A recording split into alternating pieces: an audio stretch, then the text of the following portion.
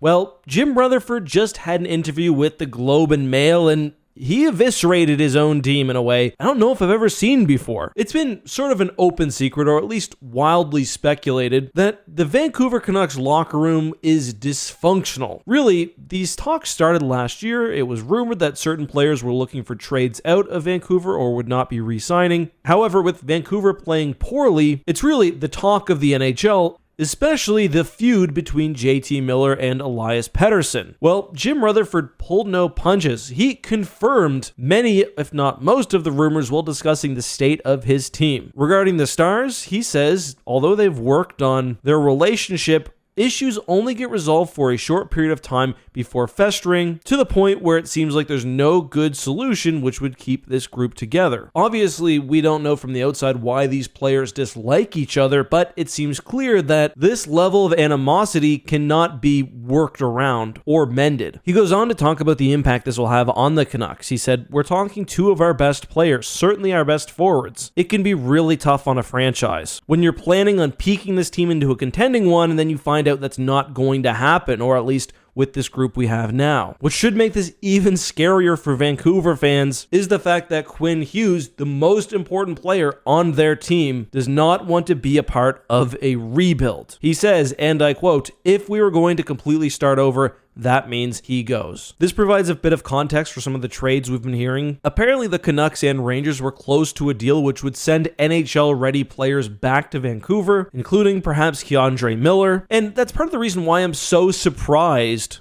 to see this article about locker room struggles, something which usually stays within the locker room. Everyone knows the Canucks are in a very difficult situation, and Jim Rutherford himself, for some reason, acknowledged you don't usually get a number one center back after trading a number one center. Chris Jury had to be licking his chops reading this article. You know, the Canucks are a weird team. Like Rutherford, I think, states, it feels like they've got the pieces in play, but their success, maybe more than any other team in the NHL, has felt just so impacted by locker room vibes. I think like of Pettersson, Besser, and Bo Horvat all kind of falling apart at the end of the Travis Green era. Pettersson, having secured a new contract, is obviously having a down year again this season. I'm guessing without knowing the personality of the players involved and who fits better with the remaining team, that the Canucks will try to move JT Miller, while hopefully figuring out what's wrong with Pettersson. But to me, this just feels like a core which on paper has so much talent, especially in the top six forwards, but is just dysfunctional. I don't know if that really can be fixed. I just think about Vancouver last year, and it's shocking that we're here now. But, you know, I said this is unexpected. I do remember the Canucks doing the same thing to Bruce Boudreau in the media, so